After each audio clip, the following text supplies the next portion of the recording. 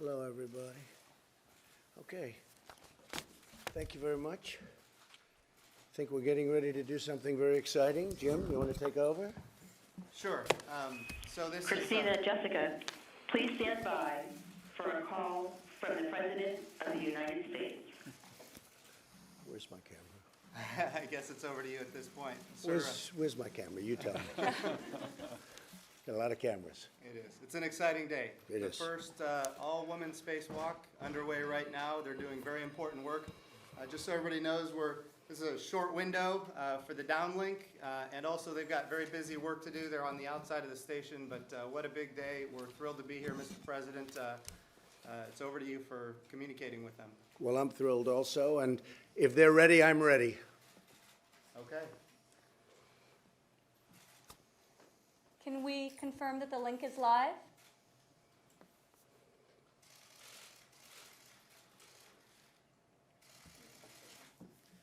So the link is live. The link is live. They are listening. They're on the outside of the space station. Station, this is President Donald Trump. Do you hear me?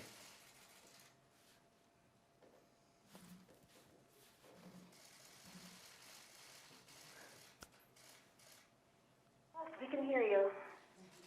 That's great. That's great. I was starting to get worried about you. You're in an interesting place.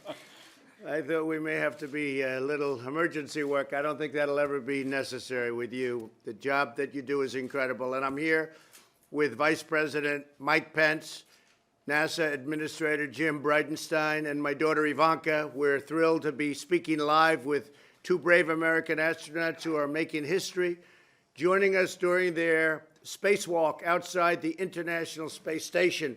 And this is the first time for a woman outside of the space station. Our flight engineers, Christina Cook and flight engineer Jessica Meir. And I just want to congratulate you. What you do is incredible. You're very brave people. I don't think I want to do it. I must tell you that. But you are amazing people. They're conducting the first ever female spacewalk to replace an exterior part of the space station. They're doing some work, and they're doing it in a very high altitude, an altitude that very few people will ever see. Congratulations, Christina and Jessica, on this historic event. This is truly historic, and you're right now on television all over the world, so don't get nervous.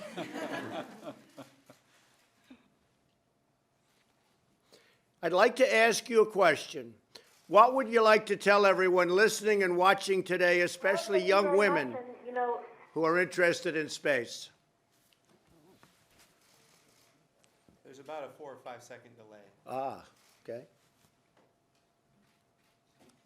Well, thank you. First of all, we don't want to take too much credit because there have been many other female spacewalkers before us. This is just the first time that there have been two women outside at the same time. And it's really interesting for us. We've talked a lot about it up here. For us, this is really just us doing our job. It's something we've been training for 6 years and preparing for. And so it didn't really, for us, it's just coming out here and doing our job today. And we were the crew that was tasked with this assignment. At the same time, we recognize that it is a historic achievement. And we do, of course, want to give credit to all of those that came before us. There have been a long line of female scientists, explorers, engineers, and astronauts, and we have followed in their footsteps to get us where we are today. We hope that we can provide an inspiration to everybody, not only women, but to everybody that has a dream, that has a big dream, and that is willing to work hard to make that dream come true. Something that all of us that have made our way up here have done all throughout our lives. And I can tell you, the hard work certainly did pay off. I've only been up here a few weeks, actually, about 3 weeks I've been in space, and this is my first flight and my very first spacewalk. So it is a pretty incredible feeling, I'm sure you can all imagine, and it's one that I will never forget. I'm extremely fortunate to be sharing this moment with Christina Cook, who is not only my colleague, but also a very, very close and dear friend. So it's really our honor to be out here working today and to be representing whatever it is that's significant to whatever individual's desires and hearts. Thank you.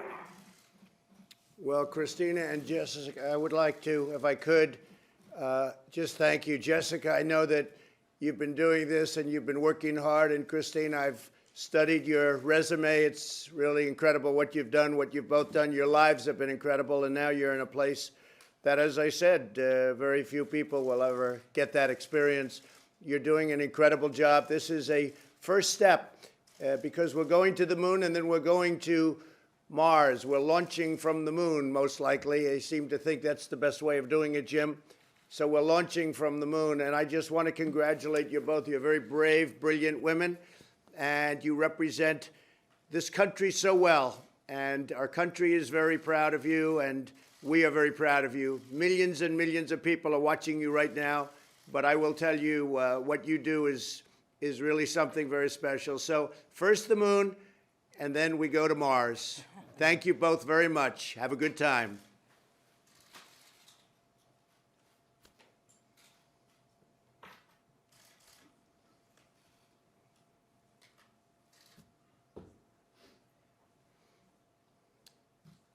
I'm wondering if we might have lost the link at this I point. don't know. Maybe they didn't like my message. Could be. Anyway, two great women, two great people, and you know, a big danger, not easy. It's not an easy thing to do. A lot of people would take a pass on that one, but they're great women. Okay, back to the scoop. I think I heard that. That's the link. Oh, that's the link. That's the end of the link. So they heard my message and they tried to respond. It's space. Not the I easiest assume they're phone calls. okay. I Yes. assume they're okay. Anyway, they're actually outside of the ship, so that's something, right? That's the first time that's taken place. First time since 1969 that a president has spoken to astronauts outside of the spaceship. So That was incredible. it's a great thing. When are they coming back? What's the timing? So each one is different. Christina Cook is actually going to be have Thank the you to all longest single parties. endurance Christina, mission. Jessica, we're resuming normal operational communications. Okay. So she's going to be on space station for, I think it's about 10 months, which is the longest Wow. we've ever had a woman on the space station ever. What's the longest for a man? 345 days. So why don't you have the woman break the record? Well, we have a very tight schedule when it comes to windows to get back and forth to the International Space Station. But that's within the realm of what is possible. We're working on schedules, sir. Well, And next a woman on the moon, right? That's right.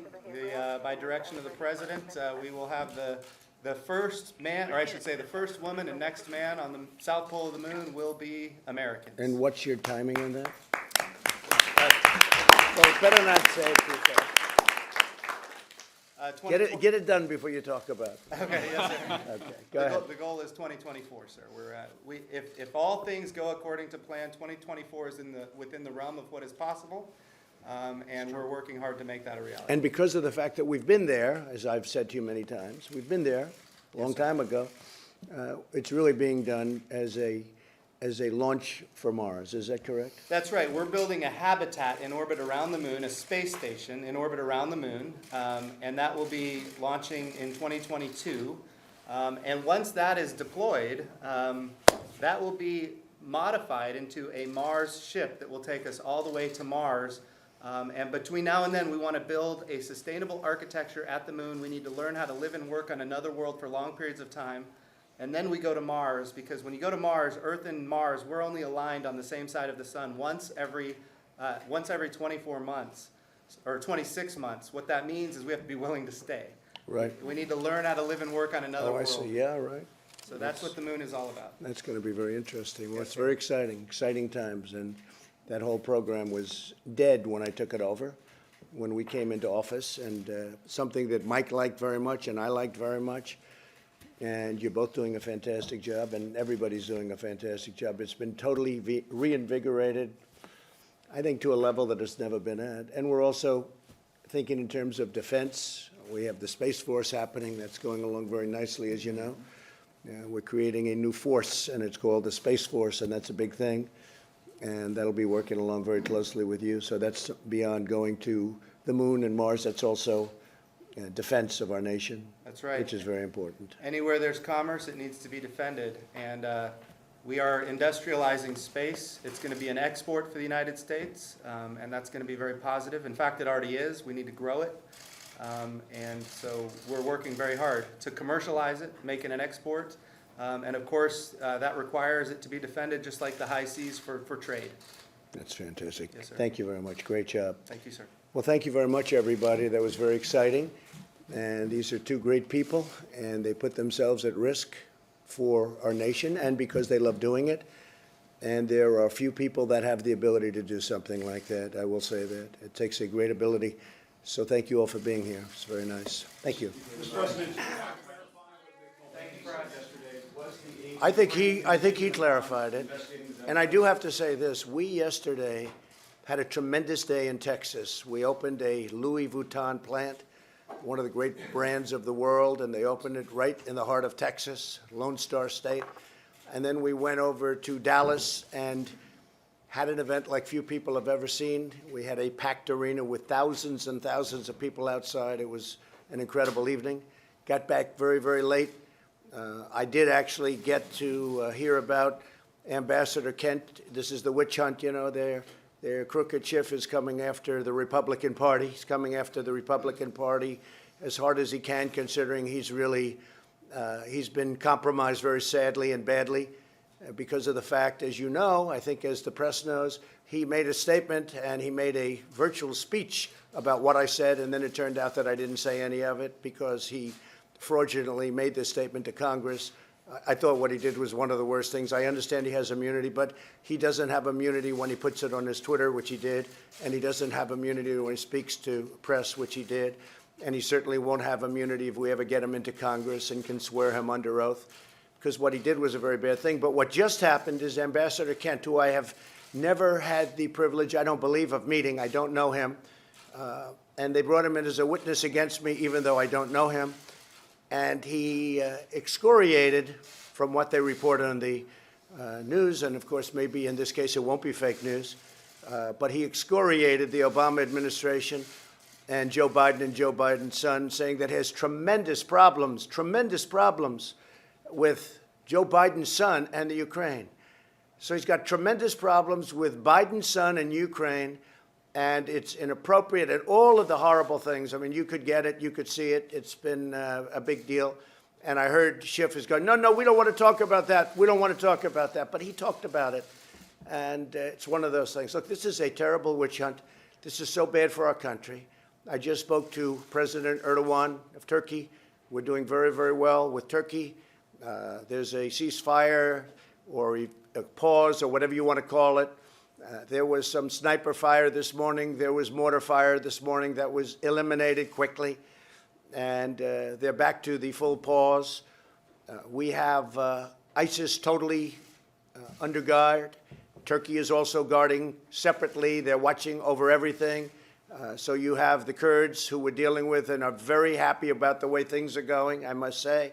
The Kurds, and you also have the Turks watching, just secondarily watching, so we have ISIS under control.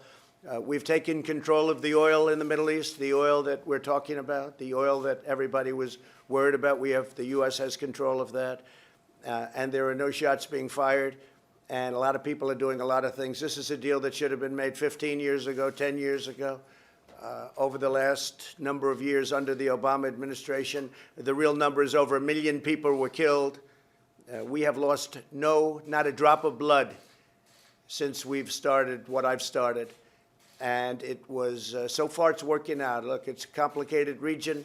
Many, many people have gone down. I have to watch in great interest as I see people talking about what we should be doing. And these are the same people that have been failing for the last 20 years, didn't know what they were doing, especially when they went in and did what they did. They shouldn't have been there. But we're doing a very, very significant amount of great work. We'll see if it works. It's very fragile. It's been fragile for years. They've been fighting each other for centuries. Literally for centuries they've been fighting each other. And years ago we injected ourselves right into the middle of it. And we won't go into whether or not that was a good thing or a bad thing. You know how I feel about it. But we've had tremendous success, I think, over the last couple of days. a little bit unconventional, a little bit of hard love. I told you that. There was a lot of pain for a couple of days, and sometimes you have to go through some pain before you can get a good solution. But the Kurds are very happy about it. President Erdogan in Turkey is satisfied with it, and we are in a very strong position. We are also in a position where we can put tremendous, powerful sanctions on Turkey or whoever else we want to. Our country is a financially much stronger country than when I took it over. China would have been, right now, the strongest economy in the world, the #1 economy in the world. And right now, China is way behind us. We picked up trillions of dollars in value, in worth, and they've lost trillions and trillions of dollars, and they're having the worst year they've had in 57 years. With that being said, we're working with China very well. We've done, subject to getting it signed, and I think it will get signed quite easily, hopefully by the summit in Chile, where President Xi and I will both be. But a lot of good things are happening. Our farmers are taken care of. Our bankers and our financial services are going to have access, the likes of which they've never had, to the largest or second largest, depending on your definitions, about 1.4 billion people population, whether it's India or China. They're pretty close. And we've done some great things. So but I just want to say, I want to thank the people of Dallas and the people of Fort Worth and the people of Texas, because yesterday was incredible. I want to thank Bernard Arnault, one of the great businessmen of the world, for agreeing to do something that was a first. He's built this incredible plant right in our great state of Texas, and they're going to make super luxury and super product. They have already started. It's opened, a big investment, and we're very proud of it. That was done with me, and with the election, even prior to the election, I said, you have to open up a plant someplace in the United States. He said, what do you think about Texas? I said, I love Texas. That would be good. And I said, if you do it, I'll be there. And so I fulfilled that commitment, but he opened up a beautiful plant. We think over 1,000 people will soon be working there. So thank you all very much. Yesterday was a big day. We had a great talk with President Erdogan, and it's going very well. Thank you very much.